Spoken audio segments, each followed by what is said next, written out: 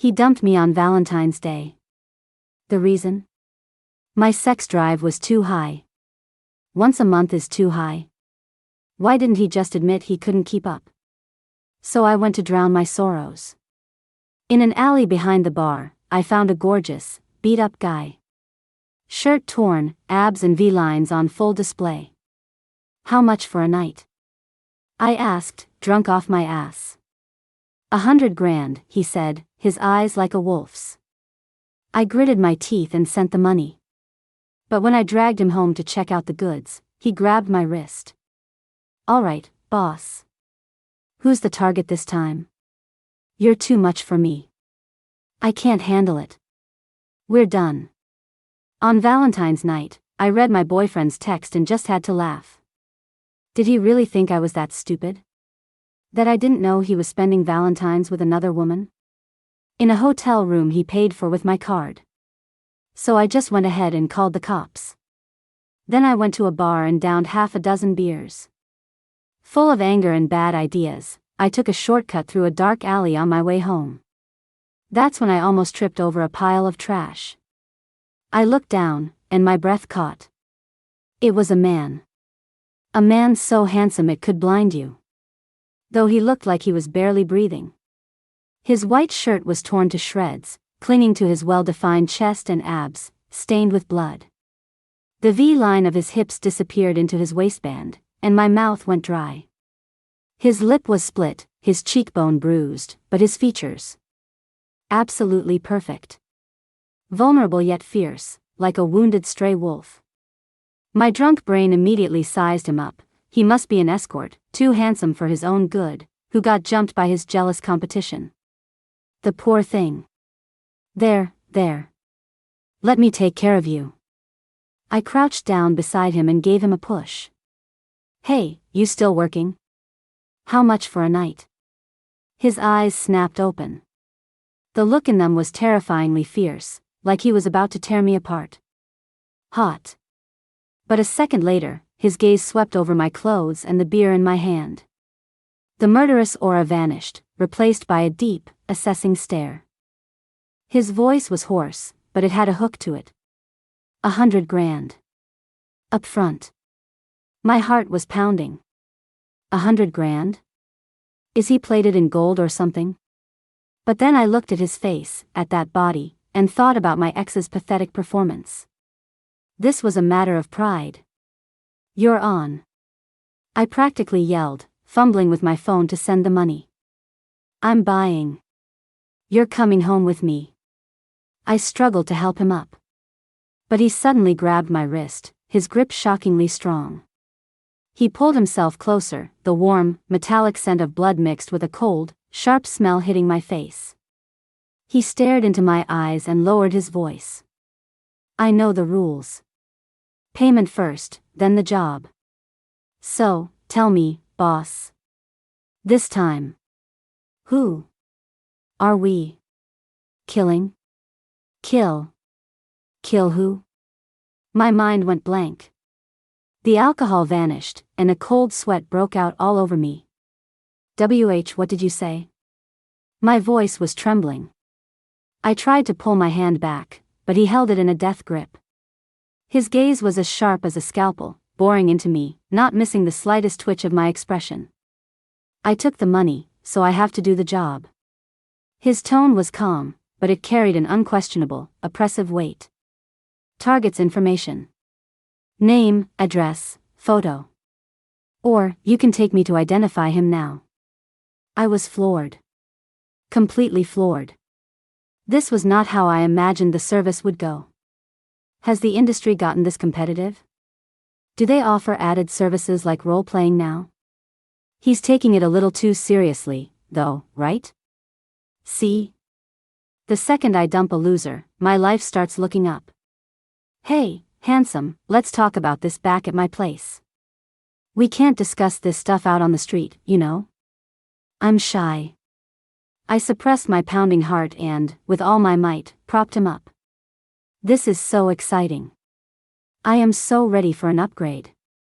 But his body stiffened, and a flash of pure bafflement crossed his deep-set eyes, as if my sudden shyness and flirting had completely thrown him for a loop. He didn't say anything else, though. He just used my support to stand, leaning most of his weight on me, his warm body and the faint smell of blood surrounding me. I stumbled all the way home, my heart racing the entire time. So thrilling. So happy. I finally managed to drag him inside and slam the door. I dropped him on the couch. My heart was pounding. My hands were shaking. I couldn't help myself. I had to give those rock-hard muscles a feel.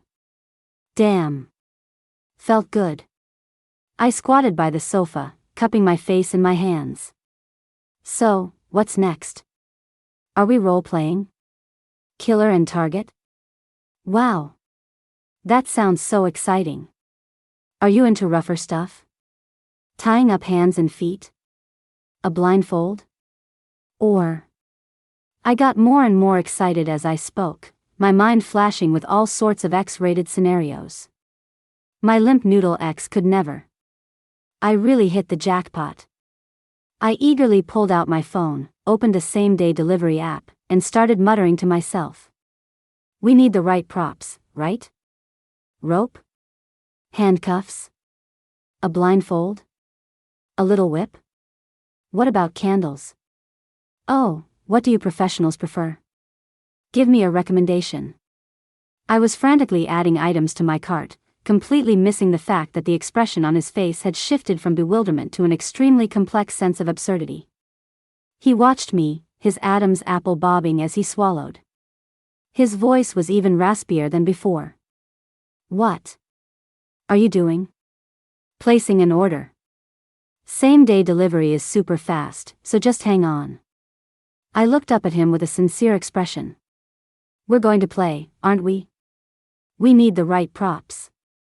Don't worry, even if I'm broke, I already spent $100,000. A little more won't kill me. Seeing him still lying there, injured, his shirt tattered and bloody, I couldn't help but rush him. Hey, don't just stand there. Go take a shower. How are we supposed to play when you're all covered in blood? The bathroom's over there, go. I started pushing him toward the bathroom. But he was rooted to the spot, completely immobile.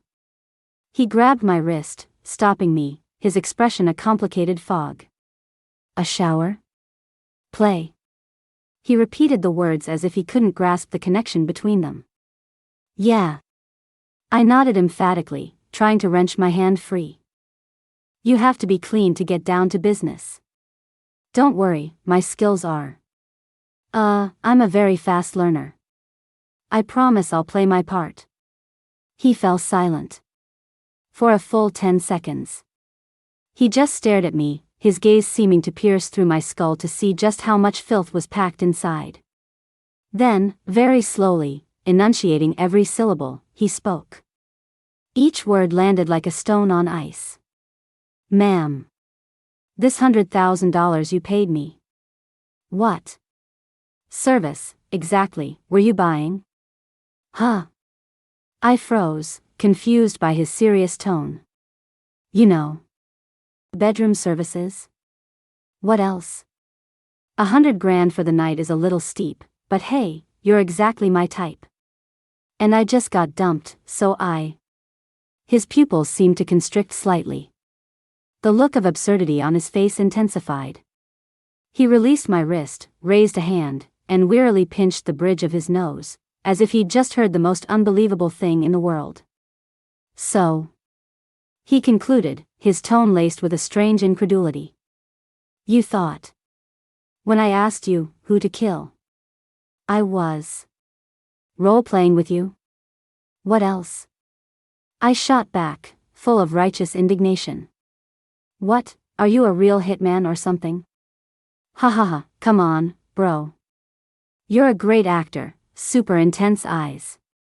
But we both know what this is really about, right? I gave him a suggestive wink. He fell silent again. This time for much longer. The only sound in the living room was my own excited, slightly ragged breathing. He leaned back against the sofa and watched me. The killing intent and wariness in his deep-set eyes slowly faded, replaced by an expression of utter, dumbfounded speechlessness. After a long moment, as if he'd finally processed the ridiculous truth, he let out an almost inaudible sigh. I think. His voice was raw, tinged with an indescribable embarrassment and a faint hint of annoyance. There might have been a misunderstanding between us. A misunderstanding? I blinked, not getting it. The $100,000 you paid me. He looked at me, his gaze turning serious. I thought it was a deposit for hiring me to handle a problem. Handle a problem? My brain couldn't keep up. I don't have a problem, unless you count me wanting to get started quickly, and you. The kind of problem I handle, he interrupted, his tone flat, is making someone permanently disappear. The smile froze on my face. My phone, still open to the cart full of sex toys, slipped from my hand and landed with a soft thud on the rug. The world went silent. I stared at him. He stared at me. He seemed to swallow with great difficulty. His Adam's apple bobbed. Then he forced a stiff smile and softened his tone, trying to salvage the situation. Just kidding. In my line of work, the services are varied. That was just an initiation test, to see if the client has nerve. His explanation was dry, and his eyes darted around, refusing to meet my widening stare. Kidding? Who jokes about an initiation test by asking who to kill? That's one hell of a dark joke. But I looked at his devastatingly handsome face, thought about the $100,000 I'd already sent, and considered that someone in his special industry might indeed have some unconventional quirks. The alcohol in my system automatically filtered out the unnaturalness in his tone and the complexity in his eyes. I chose the explanation I could accept, and the one that excited me more. I drew out the sound, feigning enlightenment as I slapped his firm, uninjured arm. You should have said so. A test, huh? Don't worry, I've got plenty of nerve. I can definitely play along. I instantly sprang back to life, bending down to pick up my phone. I looked at the items in my cart and grinned like the cat that got the canary. Well, in that case, we definitely need these props. Just wait, I'm placing the order now. I promise I'll pass your test. He watched me gleefully confirm and pay for the order, and his mouth seemed to twitch slightly, finally settling into a sigh so faint it was almost inaudible, as if he'd completely given up. You, go take a shower. With the order placed, I was completely satisfied and once again urged him on. How are we supposed to proceed with the service items when you're covered in blood and grime? This time he didn't refuse. He gave me one last, deep look, so complex I couldn't decipher it, but I found it incredibly thrilling. He took the fresh towel and the oversized t-shirt and sweatpants I handed him and walked silently into the bathroom. Soon, the sound of rushing water filled the apartment. I sat in the living room, listening to the shower, watching the blurry but powerful silhouette behind the frosted glass, my mind already playing a highlight reel of X-rated scenes. $100,000. Without that money, I'd be eating ramen for the next month. But eating ramen for a hot guy? Totally worth it. The water stopped. The bathroom door opened. A cloud of steam billowed out. He was wearing my white t-shirt, which was stretched tight across his body, clearly outlining the contours of his chest and abs. I could even make out the faint bumps of his nipples. The sweatpants were more like capris on him, showing off a length of muscular calf. His damp black hair fell across his forehead, softening his sharp edges and giving him a more relaxed, at-home look. A drop of water rolled down his chiseled jawline, past his Adam's apple, and disappeared into his collar. I swallowed hard. $100,000. For this view. Maybe it wasn't a rip-off after all? He walked out, toweling his hair, and paused when he saw my unabashed stare. Ma'am? His tone was neutral, but his eyes held a faint, unreadable emotion. Oh, just checking if I'm getting my money's worth. I said it toughly, but my eyes uncontrollably drifted back to his chest, tightly wrapped in fabric. He walked over and sat on the arm of the sofa in front of me, leaning in close. The fresh scent of his shower mixed with his natural, cold aura washed over me. "So, how's the inspection going, ma'am? Am I worth it?" He lowered his voice, which was now thick with steamy moisture. He was too close. I could count his long eyelashes. My face started burning again, my brain starved for oxygen. I blurted out, "What's the point of looking if I can't touch? Or use?" The second the words were out, I wanted to bite my tongue off. "Chloe, can't you have a little self-control?" He was clearly taken aback for a second, then a glint flashed in his eyes, as if he was amused by my words or had found his rhythm. He suddenly grabbed my wrist. I jumped. He took my hand and slowly, gently, placed it on his chest, still damp from the shower. Through the thin layer of the cotton t-shirt. Beneath my palm, his chest was firm and scorching hot. I could even feel the steady, powerful beat of his heart. Thump. Thump. Thump. I couldn't tell if it was his or mine. My fingertips felt like they'd been burned. I tried to pull my hand back, but he held it firmly in place. "Now you're touching." He stared at me, his voice impossibly husky. "Getting your money's worth yet? My dear employer." My face exploded in a blush. This guy had moves. "I guess you really do get what you pay for." This foreplay alone was enough to make my heart race. The feeling under my palm was hot and solid. Through the thin cotton, his heart pounded against my hand. I wanted to pull away, but he pressed my hand down even tighter. He stared into my eyes, his deep gaze like a whirlpool threatening to suck my soul right in. "Just touching. Is that enough to be worth the price? Your standards seem a little low, ma'am." His voice was low and raspy, laced with post-shower steam and a subtle hint of seduction.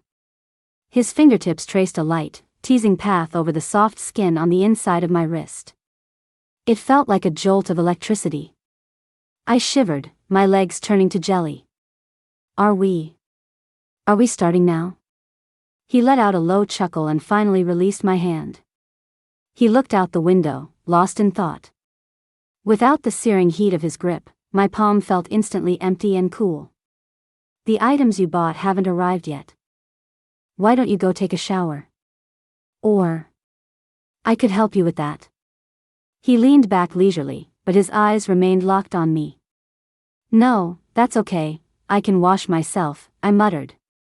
I practically fled, bolting into the bathroom and locking the door behind me.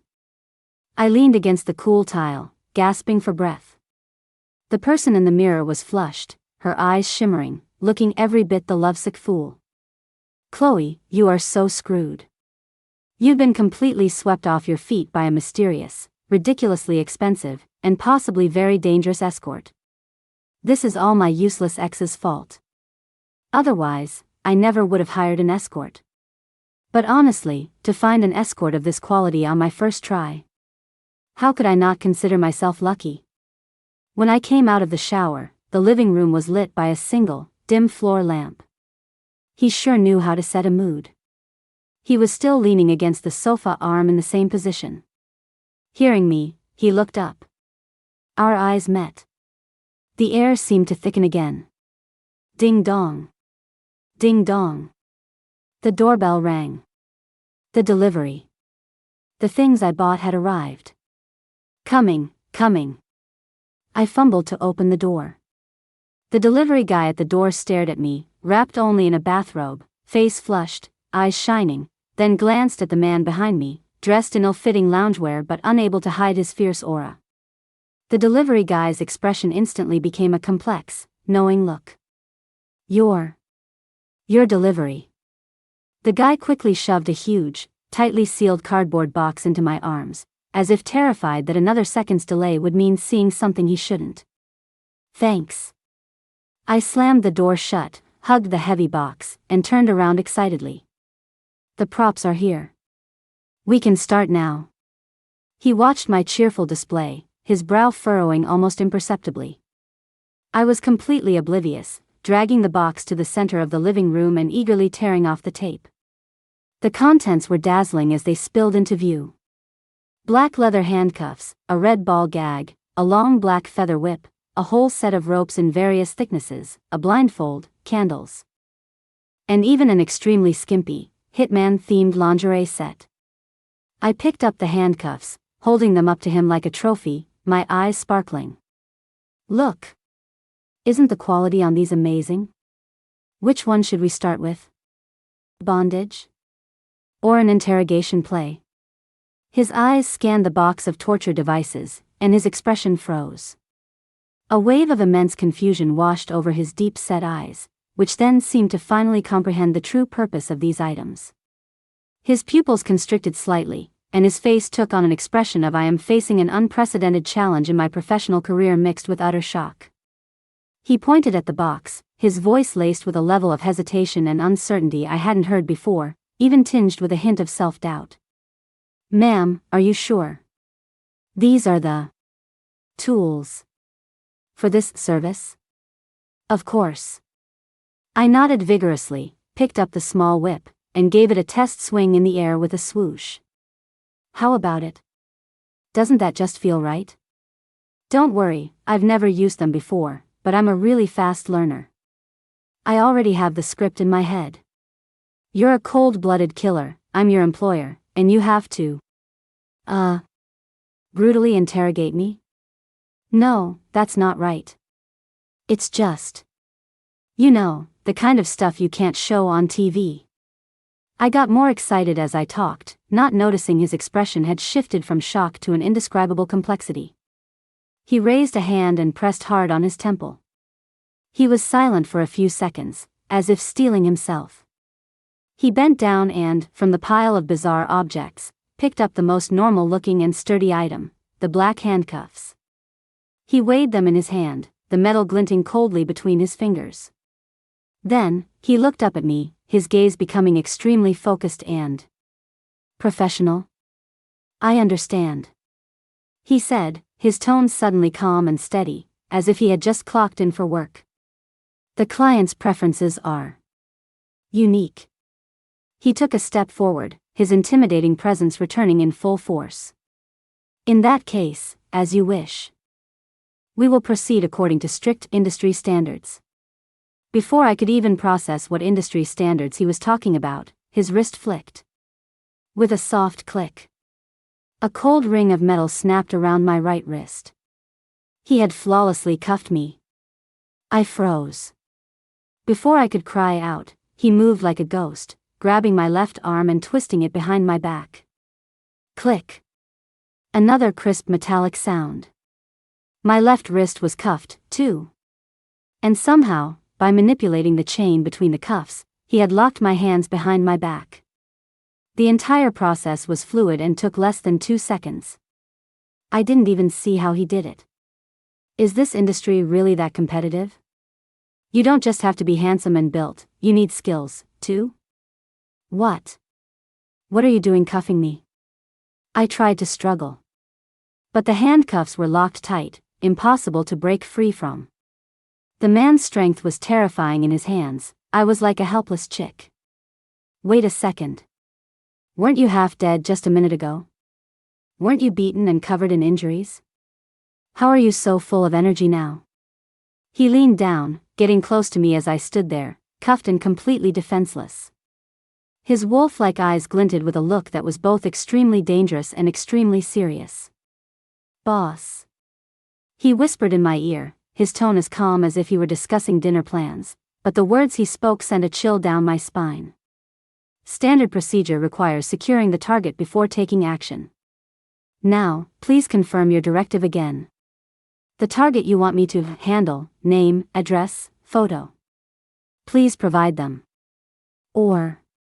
His eyes glanced at my hands cuffed behind my back, his tone almost thoughtful. If you'd like to add an interrogation phase, I can handle that as well. I stared at his face, so close to mine, devastatingly handsome, then looked down at my cuffed hands, feeling the cold touch of the metal. A wave of ice shot up from the base of my spine straight to the top of my head. The booze was gone. My brain was finally back online. A thought, so absurd and yet the only thing that could explain all the weirdness, exploded in my mind like a thunderclap. He asked who to kill. He took a deposit of 100 grand. His terrifying skills. This securing the target procedure. His dead serious attitude. Holy shit. I don't think he's an escort. My 100 grand. I didn't buy a night of passion. I bought a full service hit. I looked into his professional, dangerous eyes, and my teeth began to chatter uncontrollably. My voice was a wreck. If I asked for a refund right now, is that still an option? My voice was vibrating so hard I thought my teeth would shatter. Tears were already welling up. The cold metal on my wrists was a stark, undeniable reality, a clear reminder that the man before me was not to be trifled with. Hearing the word refund, he arched an eyebrow, and a faint, almost playful light flickered in his deep eyes. Instead of releasing me, he leaned in even closer, our noses almost touching. A refund? He repeated the word, his low, husky voice scraping against my eardrums like a tiny hook. There are rules in this business, ma'am. The deposit has been paid. The directive is unclear. The consequences for a unilateral breach of contract. You probably can't afford them. I'm not trying to breach the contract. I was so frantic I was about to cry, my brain racing to find an excuse that would save my life without showing weakness. I mean, the target. Right. I haven't decided on the target's information yet. I need more time. To brainstorm, yes, brainstorm. He just watched me quietly. His eyes were so sharp they seemed to see through all my lies and facades. He clearly didn't believe a word of it, but he seemed to find my terrified, scrambling state amusing. Brainstorm? He repeated the word slowly, his gaze sweeping over my heaving chest before returning to my pale, frightened face. So, you spent 100 grand, found me in an alley in the middle of the night, brought me home, and prepared all these. He paused, his eyes pointedly glancing at the box of assorted sex toys on the floor, a hint of barely concealed mockery in his voice. Professional tools, just to find a place to brainstorm your target? My face instantly turned beet red. Shame and fear tangled together, almost making me pass out. That was drunken performance art. I yelled with my eyes squeezed shut. Ha! He let out a very soft laugh. He straightened up, creating a little distance and giving me a sliver of breathing room. But he made no move to undo the handcuffs. All right, Miss Artist. He went along with my ridiculous premise, his tone sounding almost indulgent. We can wait until you're done brainstorming. However, his tone shifted, his eyes once again becoming focused and oppressive. Until I can confirm and execute the mission, to ensure my own safety and the mission's secrecy, I'll need to temporarily secure you. Secure? I froze, a bad feeling creeping over me. He nodded, his expression as serious as if he were giving a mission briefing. To prevent you from changing your mind at the last minute, or accidentally leaking information to unauthorized personnel, I'm afraid I'll have to temporarily restrict your freedom until I leave. Without waiting for me to object, he pulled on the chain between the cuffs and, with a slight tug, hauled me up from the floor. Hey! What are you doing? Where are you taking me? I panicked as he half pushed, half pulled me out of the living room. He didn't answer, just steered me with a clear destination in mind. Into the bedroom. My heart sank, and 1,000 horrible scenarios flashed through my mind. All those true crime shows about dismembered bodies started playing on a loop in my head. Was he going to rape me and then kill me? Dispose of the body? For real? What do I do? But what he did next was, once again, completely unexpected. He pushed me down to sit on the edge of the bed. Then he picked up the long rope that I had earlier thought felt so good and looked so sturdy. Wait! What are you doing with the rope? I thought we agreed I was just going to brainstorm. I scrambled backward in terror, but he easily held me in place. Don't move, he ordered in a low voice that tolerated no argument. This is a necessary security measure. As I watched in horror, he began to tie me up with extreme professionalism. Not in a kinky, erotic way, but in a way that was. How to describe it? Clean, efficient, secure, highly technical, the kind of binding you'd learn in special forces training. His fingers moved nimbly, wrapping the rope around my arms and torso, finally binding my ankles together as well. Every knot was tied quickly and tightly, ensuring I could never escape on my own, yet strangely without causing me too much discomfort. The whole thing was astonishingly fast. By the time I realized what was happening, I was trussed up like a Thanksgiving turkey on my own bed. I could move my head, but the rest of me was completely immobilized. You. I was shaking with anger and fear. This is kidnapping. I'm calling the police. He stood by the bed, looking down at me, completely unfazed by my threat. He even had the nerve to gently brush a stray strand of hair from my face, a gesture that could almost be described as tender. The police? A faint, almost cruel smirk played on his lips. And tell them what? That you hired a hitman for $100,000 and now you want to file a complaint because the service wasn't to your liking? I was speechless. He had me, and he knew it. Right, how could I call the police? He pulled the comforter over me, carefully tucking it in at the corners so the ropes wouldn't chafe. Get some sleep if you're tired. His voice seemed to soften a little. You're still not completely sober. Once you've cleared your head, we can talk about a refund or more brainstorming. He said it as if he wasn't the one who had just expertly tied me up. With that, he turned, walked to the bedroom door, and shut off the main light, leaving only a dim night light on. Where are you going? I couldn't help but ask, my voice cracking. As terrifying as he was, being left alone tied up was even more terrifying. Suddenly, getting dumped on Valentine's Day didn't seem like such a big deal. I should have dumped that useless loser ages ago. I'm never hiring an escort again. His steps paused. Without turning back, his voice came through the dimness, sounding a bit muffled. To check your locks on the doors and windows. And he turned his head to the side, his profile stark and cold in the shadows. To deal with some private noise. Private noise? I didn't understand. But he didn't explain.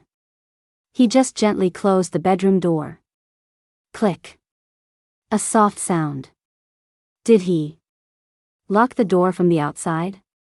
I was left alone, tied to my bed, listening as the sound of his steady footsteps faded away. My heart was cold and my mind was a mess. Check the locks. Deal with private noise? Could it be? I suddenly remembered the injuries on his body, his extraordinary skills. A terrible guess surfaced in my mind, the private noise he was talking about. Could it be the people who were tracking him here? Oh my God. Oh my God. Is he actually a real-life killer? Chloe, oh Chloe, this time you have really screwed up.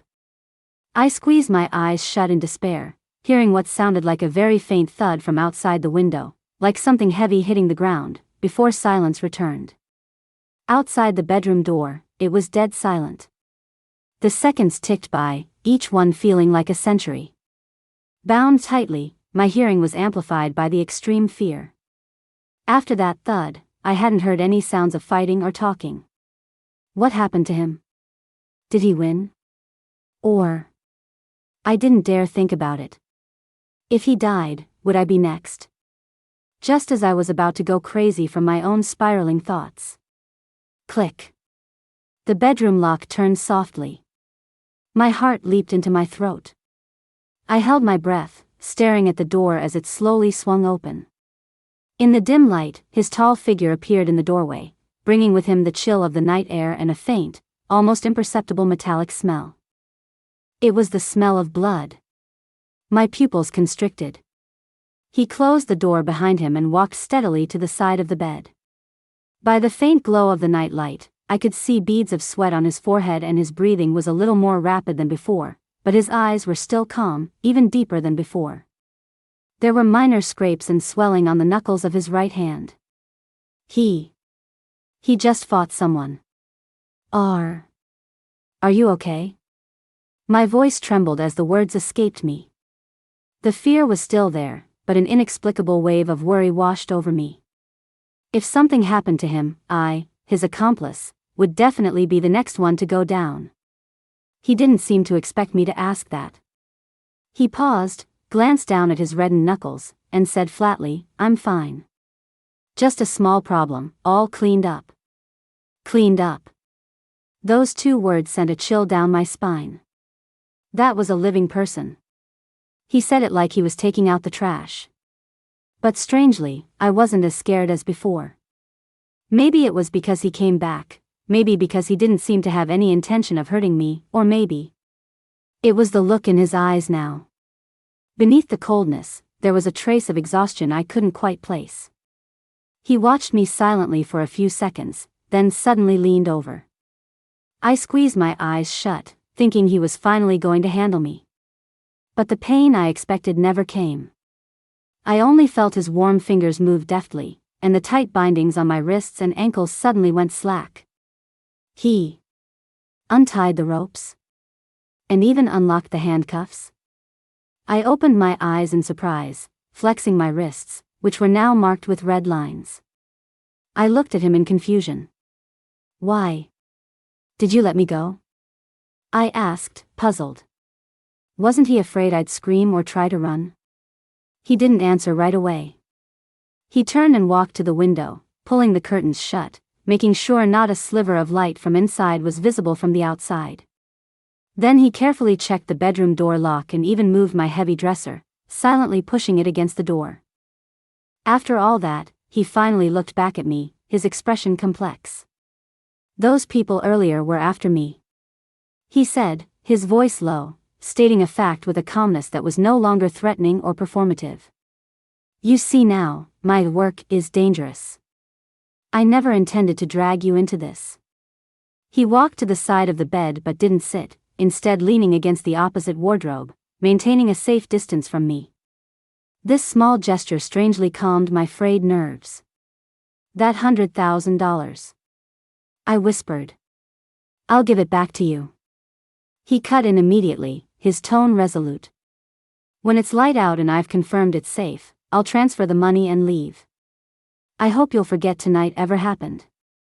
Give the money back? Leave? My heart felt strangely empty.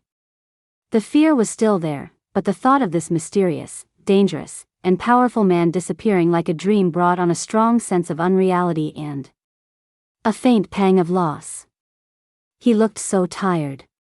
Not physically, but a deep, bone-weary exhaustion that came from years of this life. Now that he'd dropped the fierce facade, that weariness was almost impossible to hide. And his actions, protecting me, releasing me, promising to return the money. None of it fit the image of a purely cold-blooded killer. An absurd, bold thought popped into my head again, but this time, I held on to it. "You." I gathered my courage and looked him straight in the eye. My voice was quiet but clear. "You're not a hitman, are you?" His body stiffened almost imperceptibly. His eyes shot to mine, sharp and assessing, as if trying to gauge my intentions. I didn't look away. I continued with my observations. "You didn't hurt me. In fact, you protected me. Even if it was in a really messed up way. And besides, you just don't seem like that kind of person." "What kind of person?" he asked, his voice betraying no emotion. "You know. A fugitive who only cares about money and murder." I struggled to find the right words. "There's something in your eyes. Something heavy." He fell silent, just watching me. The room was so quiet I could hear our breathing. After a long time, so long I thought he wouldn't answer, he finally spoke, his voice incredibly hoarse. Some things are safer left unknown. That was practically an admission. He wasn't a hitman. Then what was he? Wounded, on the run, terrifyingly skilled, with tired, heavy eyes. An answer screamed to be heard.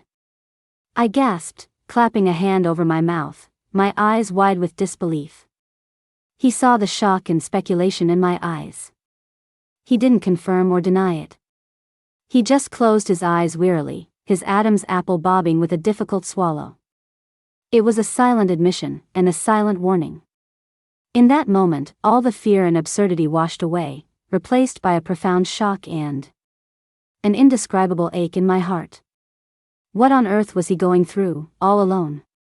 And I, by some twist of fate, had become a small, accidental safe harbor in his storm-tossed life? Even if this harbor had mistaken him for a prostitute and bought a pile of embarrassing props. A powerful impulse made me blurt out, Do you need help? I mean, I probably can't do much, but I can. I can keep quiet. I can also get you something to eat. Are you hungry? Your injuries, do they need to be treated again? I said it all in one breath, my face burning again. What am I even saying? He opened his eyes and looked at me. In those eyes, usually filled with frost and suspicion, something seemed to crack, revealing a faint, almost soft ripple.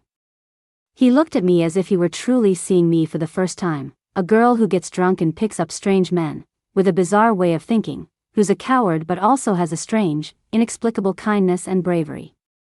He let out a very soft, barely perceptible sigh.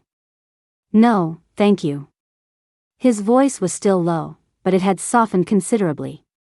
The best help you can give is to stay quiet. After saying that, he seemed to have exhausted a great deal of energy. He swayed slightly and instinctively reached out to steady himself against the nearby wardrobe.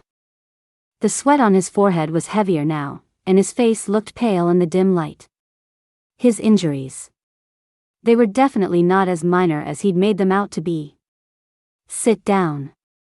I practically leaped off the bed, fear forgotten, and rushed to grab his arm, guiding him toward the bed. You're sweating so much. Did your wound reopen? Let me see. He tried to refuse, but he was either too weak or my actions were too sudden and firm. He let me half push him down onto the edge of the bed. I'm really fine, he insisted, though his voice was much weaker. Shut up, I said forcefully. My hands, however, were trembling as I went to lift the sweat-soaked t-shirt he was wearing. He didn't stop me this time, just watched me silently, his expression unreadable. As the shirt was lifted, the bandages wrapped around his waist came into view. A large patch of the white bandage was stained bright red with fresh blood. It was a horrifying sight. I sucked in a sharp breath, tears welling in my eyes. And you call this fine? My voice cracked as I frantically remembered the small first aid kit I had in my house. Wait here. I'll go get it. I rushed out and quickly brought back the kit. Inside, there were only basic supplies, antiseptic, gauze, and tape. I knelt in front of him and carefully cut away the old bandage. A gruesome, stitched wound was exposed. From his earlier movements, some of the stitches had torn, and it was slowly oozing blood. My tears finally fell, splashing onto the floor. I'm sorry. I'm so sorry. I pushed you earlier. I sobbed, clumsily dabbing antiseptic on a cotton swab to clean the blood around his wound. He looked down at me, at my trembling hands and falling tears, and was silent for a long time. A warm, large hand gently landed on my head, stroking my hair. The gesture was a bit clumsy, but it carried an indescribable comfort. Don't cry. His voice was extremely hoarse, yet it held a gentleness I had never heard before. It doesn't hurt. How could it not hurt? I sniffled, trying to hold back my tears, and continued to clean, medicate, and rebandage his wound with even more care. Throughout the process, he didn't make a sound, didn't even tense a muscle. He just watched me quietly. The air filled with the smell of antiseptic and a subtle, quiet atmosphere that hung between us. The fear was gone, the awkwardness was gone, replaced by a tight, unspoken connection. We were a lone wanderer on the edge of darkness and an ordinary girl who had lost her way, our fates briefly intertwined on this bizarre night because of a ridiculous misunderstanding. I finished tying the last layer of gauze, made a knot, and looked up. I met his deep gaze. There was no more killing intent, no more wariness, no more mockery. All that was left was a deep exhaustion and a complex emotion I couldn't read. "Thank you," he said softly. My heart, without any warning, skipped a beat. The next morning, I woke up to warm sunlight. The headache was gone, replaced by a hazy sense of unreality. I shot up in bed and looked around. The bedroom was empty. The dresser was back in its original spot. The ropes and the mortifying box of props that had been scattered on the floor were gone. The faint smell of antiseptic lingered in the air, a reminder that last night was not a dream. He was gone. He had vanished as silently and suddenly as he had appeared. I instinctively reached for my phone. The moment the screen lit up, I saw the bank transfer notification. "Your account has received a deposit of $100,000. Note, sorry. Forget me." 3 simple words, like a cold needle, punctured the last of my fantasies. He was really gone, and he wanted to completely erase this bizarre encounter. I clutched my phone and sat there in a daze for a long time. The $100,000 was back, but I felt like I had lost something far more important. That man, shrouded in blood and mystery, whose tired eyes sometimes held a flicker of gentleness. 3 months passed in a blur. Life seemed to have returned to normal. Work, go home, occasionally complain to my best friend about difficult clients and the pathetic ex-boyfriend who was now ancient history. But I could no longer look at the dark alley I had to pass on my way home. Every time I walked by, I would quicken my pace, my heart pounding uncontrollably, yet my eyes would inevitably dart toward the depths of the alley. As if I was hoping for something, and dreading it at the same time. I folded the old t-shirt he had left behind, washed until it was faded, but still carrying a faint trace of his scent, and tucked it into the deepest corner of my closet. The handcuffs that had once bound me, I also, for some strange reason, kept. It was a secret, hidden in the bottom of my heart. Until that day. It was a late autumn night, the wind cold and sharp. I had worked late again and, out of a self-destructive habit, chose to walk through that alley on my way home. The alley was darker than usual, and the wind howled like an ominous premonition. And then I saw him. In almost the exact same spot as 3 months ago, a tall figure was curled up against the cold wall, as if abandoned by the world. My heart stopped cold. A familiar sense of dread seized me, and I almost turned to run. But the silhouette, the stubborn, lone wolf aura that emanated even in unconsciousness. It was too familiar. It was him. Forgetting my fear, I ran toward him like a madwoman. "Hey! Hey! Wake up!" I fell to my knees on the cold ground, my hands trembling as I reached out to touch him. Once again, my hands came away sticky with warm blood. There was more this time. Far more terrifying. His face was as pale as paper, his breathing so faint I could barely feel it. His black jacket was torn in multiple places, the dark fabric soaked through with blood. This time, he was hurt much, much worse. A wave of immense panic and heartache washed over me, and tears streamed down my face. "Hang in there. You have to hang in there." I babbled incoherently, fumbling to help him up, but he was too heavy. I couldn't move him. I shakily pulled out my phone, about to dial 911. Just as my finger was about to press the call button, a cold, bloody hand shot out and, with its last ounce of strength, grabbed my wrist. The grip was still shockingly strong, filled with a near-death desperation. He had opened his eyes at some point. They were unfocused but filled with extreme caution and a hint of pleading. "No. No hospital." His voice was a mere whisper, each word squeezed from his lungs, tasting of blood. "Please. I'm begging you. What was he going through?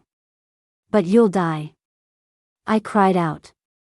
He shook his head with difficulty, the plea in his eyes almost tangible. Trust me.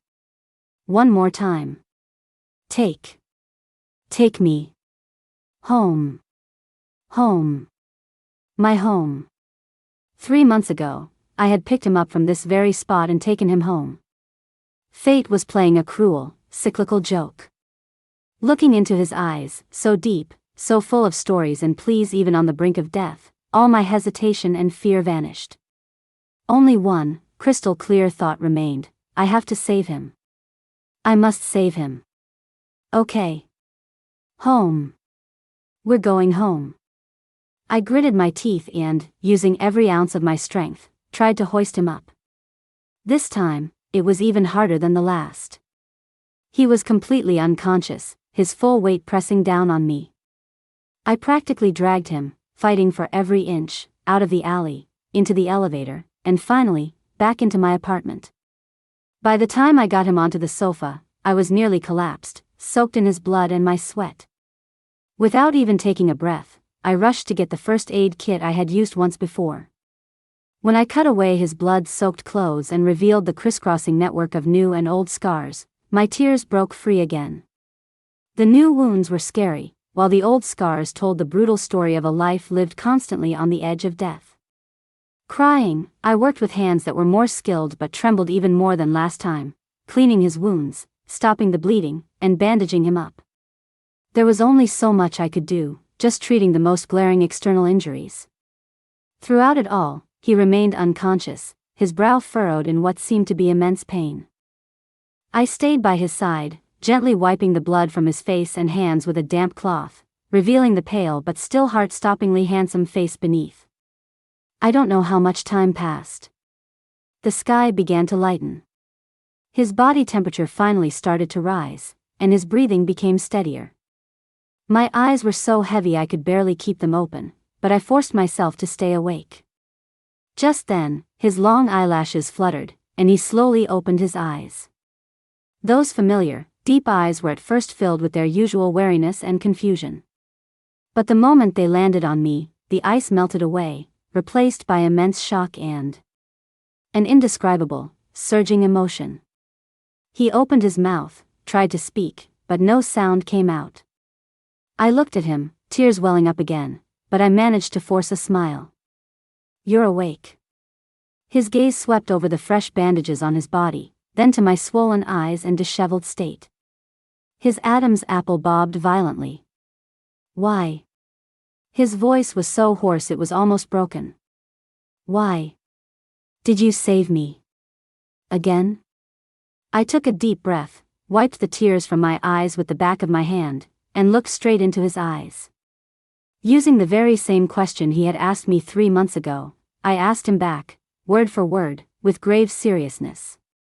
Mr. Employer. This time.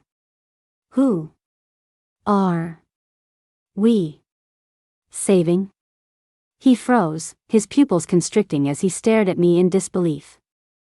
I leaned in close, mimicking his posture from that first night. My voice was thick with tears but held an unwavering resolve. I know the rules. Payment first, then the job. I'm buying your life. The price is. My voice trembled slightly, but the words were firm. From now on, you have to live. Stay by my side and pay me back with the rest of your life. The air froze.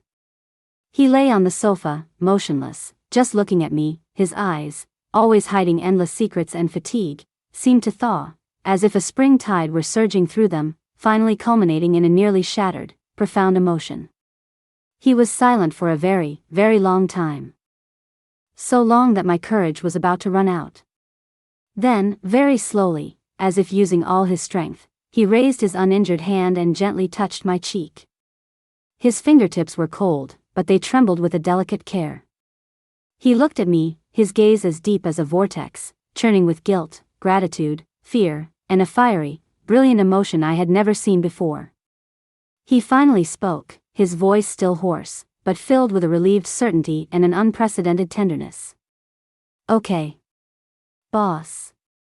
From now on, my life is yours. Outside, the dawn finally chased away the darkness. Golden sunlight filled the living room, gently enveloping us. It illuminated the faint but genuine smile on his pale face. And it illuminated the tear-streaked but happy smile on mine. This time, I hadn't just picked up a beat-up product in a back alley. I had, at a crossroads of fate, held on tight to my hero, scarred, but shining all the same. Epilogue. A few months later, after I had pestered him endlessly, he finally confessed, the tips of his ears turning red.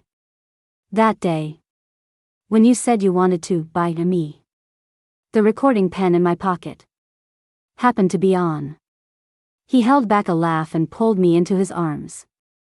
The evidence I submitted to the organization. I made a private backup of that part. I listened to it when I miss you. True love is courage, understanding, and choosing to run towards someone even when you know it's dangerous.